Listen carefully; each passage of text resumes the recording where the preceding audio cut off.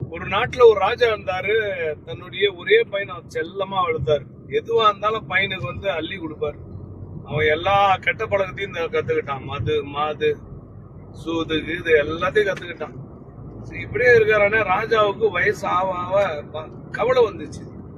இவன் அரண்மனைக்கும் வரமாட்டேன்றான், அரசாங்கத்தையும் பாத்துக்க மாட்டேன்றான். இப்படி இருந்தா எப்படிரா அப்படின்னு ஃபீல் பண்ணி அவனுக்கு கல்யாணம் பண்ணி வச்சா சரியா போயிடுன்னு பல அமைச்சர்கள் சொன்னாங்க. கல்யாணம் பண்ணி வச்சுட்டாரு. கல்யாணம் பண்ணதுக்கு அப்புறமும் இவன் அதே மாதிரி அடங்கவே இல்லை. எது கேட்டாலும் எனக்கு தெரியும் போப்பா, எனக்கு தெரியும் பாப்பா, சாமா வந்தீங்கன்னு இப்படியே சொல்லுவான். சரி, என்னடா எப்ப கேட்டாலும் தெரியும்ன்றான், எல்லாம் எனக்கு தெரியும்மா. சரி, ஒரு நாள் என்ன பண்ணாரு, வேட்டைக்கு மட்டும் சும்மா கூட ஆள் இல்லப்பா, நீ தேர் ஓட்டுறதுக்கு மட்டும் ஆடினாரு. நேரம் கூட்டு போனாரு. ஒரு காடு, பயங்கரமான காடு.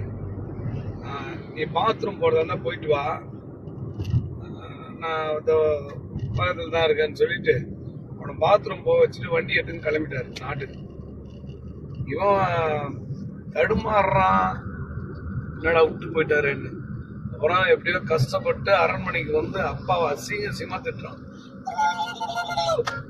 அப்பா ஏன்பா என்ன விட்டு வந்தாருன்னா, நீதான் எல்லாம் தெரியும் எல்லாம் தெரியும்னு சொன்னாலடா, இப்ப தெரிஞ்சுதானா வந்த அப்படின்னா.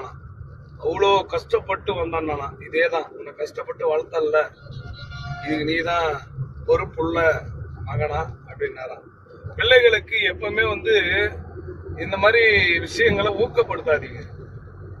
ஆரம்ப காலத்துல இருந்தே ஒரு 100 ரூபாய் கொடுத்துட்டு சூப்பர் மார்க்கெட்ல உனக்கு தேவையானதை வாங்கிக்கன்னு சொல்லி பட்ஜெட்டுக்குள்ள வாழக்கூடிய ஒரு விஷயத்த கொண்டு வாங்க அப்படின்றதுதான் இந்த கதை.